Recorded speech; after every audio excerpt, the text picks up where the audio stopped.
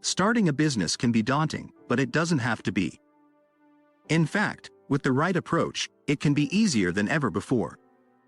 For years, Tom had dreamed of starting his own business, but he always thought it would take too much time and resources. That was until he discovered a simple yet effective way to get started. Instead of quitting his day job and working 100-hour weeks, Tom decided to test the waters.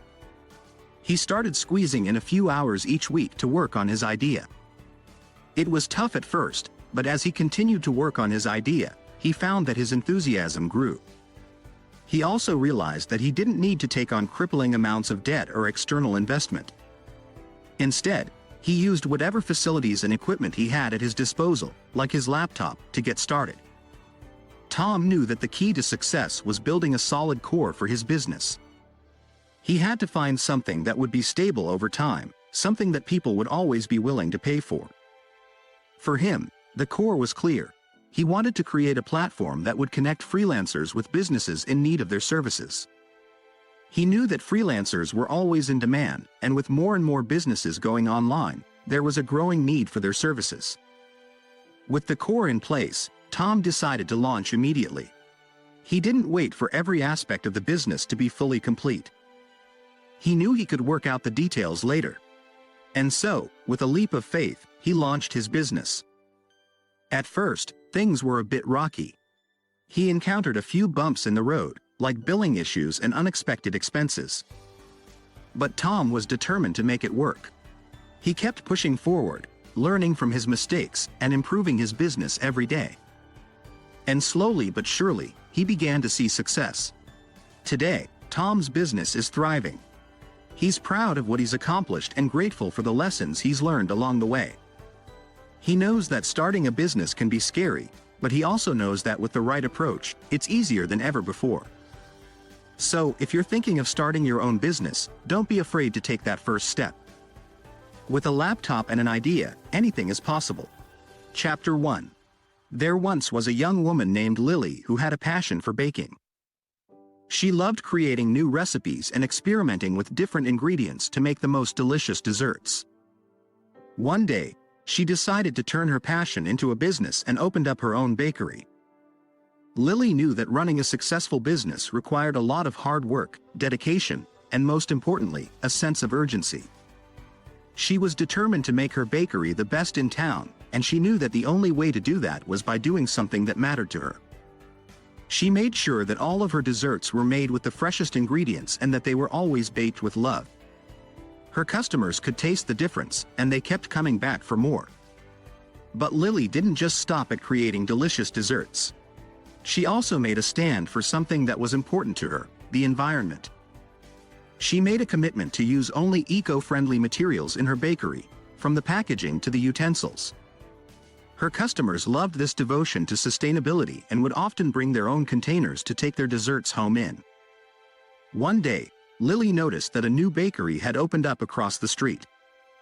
They were selling desserts that looked just like hers, but they were cheaper and didn't seem to have the same level of quality.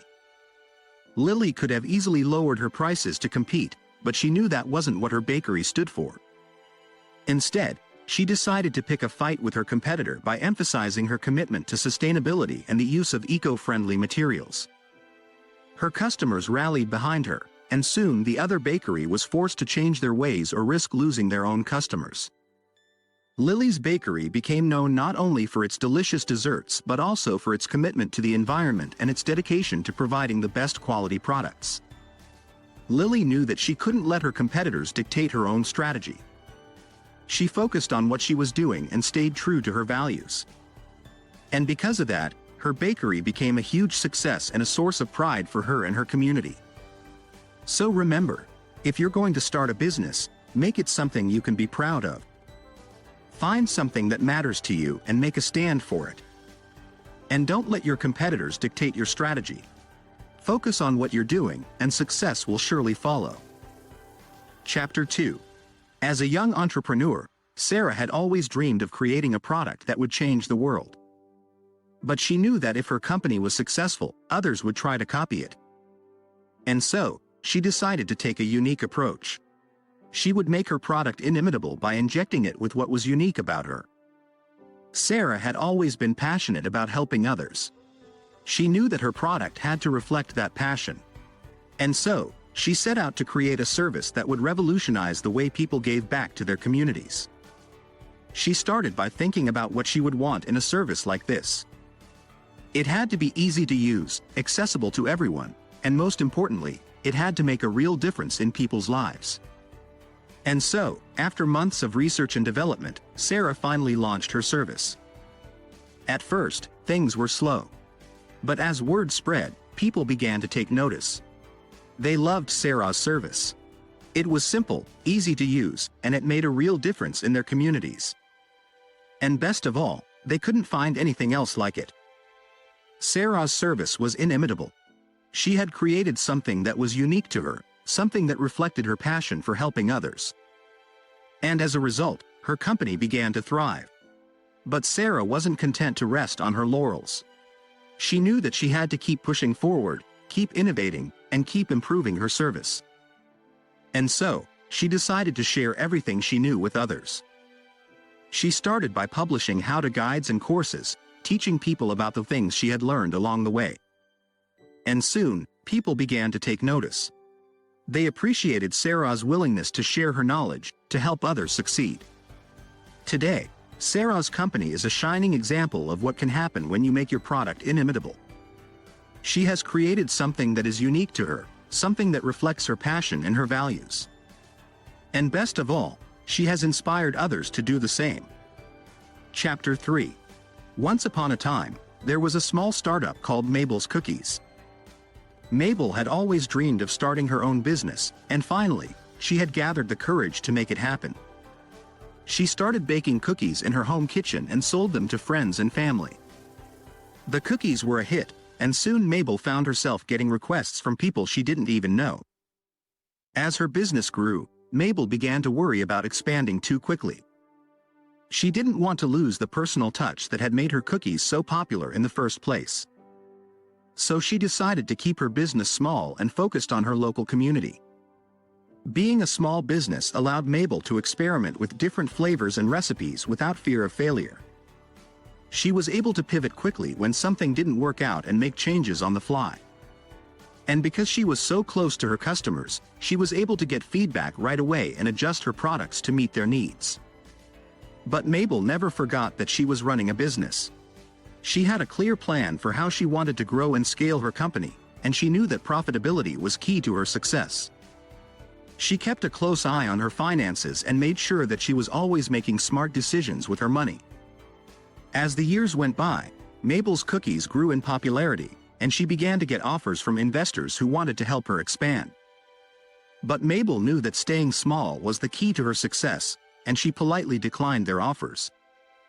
Instead, she continued to focus on her local community, building relationships with her customers and providing them with the best possible product. And in the end, it was this personal touch that made Mabel's cookies so special and kept her customers coming back time and time again. Chapter 4. Once upon a time, there was a small startup that was struggling to compete with the big players in their industry. They had a product that was good, but it lacked the features that their competitors offered. The CEO of the startup was worried that they would lose customers if they didn't offer everything their competitors did, and maybe more. One day, the CEO was watching an episode of Kitchen Nightmares, and he saw how Gordon Ramsay would always cut out 2/3 of the menu items when fixing a restaurant. The CEO was struck by this and realized that maybe they were trying to do too much with their product. He gathered his team together and presented them with the idea of cutting down their product features. At first, the team was hesitant, worried that they would lose customers. But the CEO convinced them that it was worth a try. So, they set out to cut down their product features. It was difficult at first, but they soon realized that by removing unnecessary features, they were able to focus on the features that really mattered to their customers. They were able to make their product simpler and easier to use, and their customers loved it. As time went on, they started receiving requests from customers and their own team to add more features. But the CEO remembered the lesson from Kitchen Nightmares and the importance of keeping their product lean. They said no to these requests at first, but if a request kept coming up, they would consider it. By sticking to their lean product strategy, the startup was able to gain more customers and compete with the big players in their industry. They realized that less is more, and by focusing on what really matters to their customers, they could create a great product. In the end, the startup became known for their simple and easy-to-use product, and they were able to grow and succeed. The CEO knew that they couldn't have done it without the lesson from Kitchen Nightmares and the importance of saying no and keeping their product lean. Chapter 5. Once upon a time, there was a small startup called Blissful Bites. They created delicious and healthy snacks that were perfect for people on the go. However, Blissful Bites struggled to attract customers and make a name for themselves in the crowded snack market. At first, the team at Blissful Bites tried to emulate big corporations in their marketing and communications. They used fancy language and buzzwords in their press releases and spent a lot of money on advertising. But it didn't work. They were just another small fish in a big pond, and their marketing efforts were drowned out by bigger brands. Then, the team at Blissful Bites realized that being honest, personal, and nimble was the key to connecting with customers. They started sharing information that their customers actually cared about, such as healthy eating tips and fun snack ideas. They also gave customers a behind-the-scenes view of their company, showing them how their snacks were made and introducing them to the people who created them. Their efforts paid off. Customers loved the personal touch and authenticity of their communications, and they started to build a loyal following. Blissful Bites also reached out to niche media outlets, such as health and wellness blogs, and found that they got much more traffic and sales from those sources than from big, mainstream publications. But things weren't always perfect. When Blissful Bites had to recall one of their snack products due to a safety issue, they knew they had to be straightforward and honest with their customers. They sent out a heartfelt apology that acknowledged their mistake and explained what they were doing to fix the problem. Their customers appreciated the honesty and transparency, and many of them remained loyal to the brand. In the end, Blissful Bites found that being a small startup had its advantages. They were able to communicate with their customers on a personal level, build a loyal following, and be nimble enough to adapt to changing circumstances. They learned that being honest and authentic was the key to success, and they never looked back. Chapter 6. Lucy was feeling frustrated with her team at work. They were constantly coming to her for guidance and direction, which left her with little time to focus on her own work. She knew there had to be a better way to manage her team and get them to take more ownership of their own responsibilities. She decided to take a page out of her favorite book, The 1-Minute Manager, and create an environment where people manage themselves and communicate with each other honestly. The first thing Lucy did was to give her team more trust and autonomy. She made it clear that she believed in them and their abilities, and that she expected them to take ownership of their own projects. She encouraged them to come up with their own ideas and solutions, rather than always relying on her to provide direction. Next, Lucy emphasized the importance of direct and honest communication. She encouraged her team to speak openly and candidly with each other, without fear of judgment or reprisal. She made it clear that criticism was welcome, as long as it was constructive and focused on improving the work, not tearing down individuals. Lucy also made a point of avoiding certain words and phrases that could be abrasive or judgmental. Instead of using phrases like, "We need to do this ASAP," she encouraged her team to be specific and realistic about deadlines and priorities. As Lucy implemented these changes, she was amazed at the transformation in her team. They became more self-sufficient, taking more initiative and responsibility for their own work. Communication improved dramatically, with team members openly sharing ideas and feedback with each other. Lucy was finally able to focus on her own work, confident that her team was capable of managing themselves. In the end, Lucy realized that creating a self-managing team required a lot of trust, communication, and a willingness to let go of control. But the payoff was worth it. A team that was more productive, creative, and fulfilled, and a manager who was finally able to breathe a sigh of relief. Chapter 7. Once upon a time, there was a small startup named Flash Enterprises. They had just developed an innovative product that had the potential to revolutionize the industry. The founders, Tom and Sarah, were thrilled with their creation and couldn't wait to bring it to market. They decided to take a calculated risk and launch the product quickly, rather than spending months on market research and perfecting the product. They believed that the agility of their company gave them an edge over their larger competitors. They quickly put together a marketing plan and began taking pre-orders. Within a few weeks, they had sold out their initial batch of products. The orders kept pouring in, and they were having trouble keeping up with the demand. Tom and Sarah were ecstatic but also overwhelmed. They had not anticipated the success of their product, and they were struggling to keep up with the demand. They quickly realized that they needed to make some quick decisions to keep the momentum going.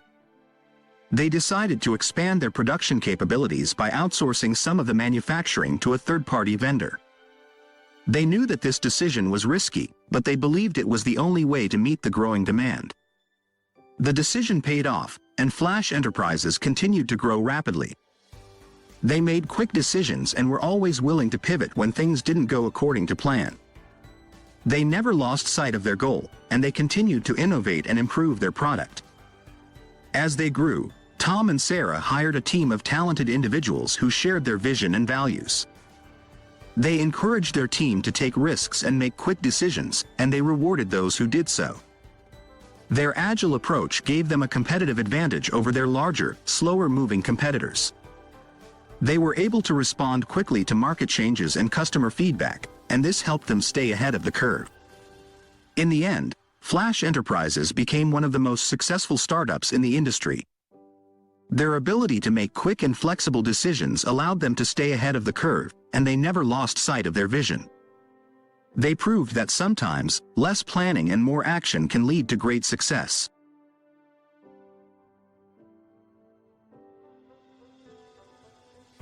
Once upon a time, in a busy office in the heart of the city, there was a hard-working employee named Sarah. Sarah loved her job and always wanted to give her best effort. But lately, she had been feeling overwhelmed and unproductive. She often stayed late at the office to catch up on work, but it seemed like the more she worked, the more work there was to be done. One day, Sarah's manager called her into his office. He noticed that Sarah had been working long hours and wanted to help her be more productive. He explained that working long hours wasn't necessarily the key to productivity, and that in fact, focusing on quick wins and eliminating interruptions was the way to go.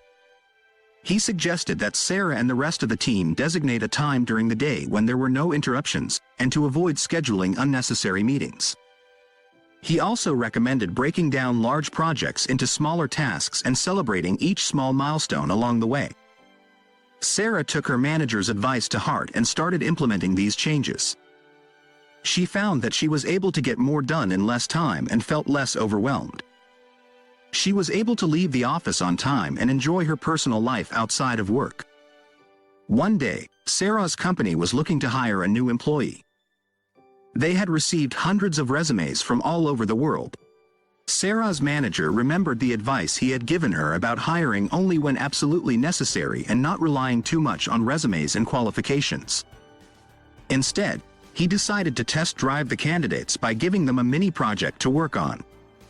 He wanted to see their actions in action, rather than just reading about their qualifications on paper. In the end, they found the perfect candidate for the job. Sarah's manager was proud of himself for trusting his instincts and not getting bogged down in resumes and qualifications. From then on, Sarah's office was a place of focused work and quick wins, where interruptions were minimized and productivity was high. Sarah and her colleagues were happy and motivated, knowing that they were able to achieve success through efficiency and smart decision-making. Now, the insights and knowledge I gained from reading Rework were phenomenal. I highly recommend it.